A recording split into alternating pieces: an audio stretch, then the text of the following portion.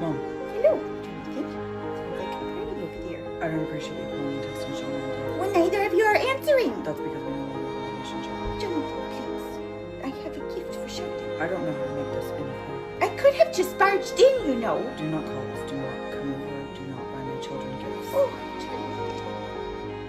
This is not like you. It's like you're brainwashed. I miss my sweet boy. No. All I ever tried to do was love you.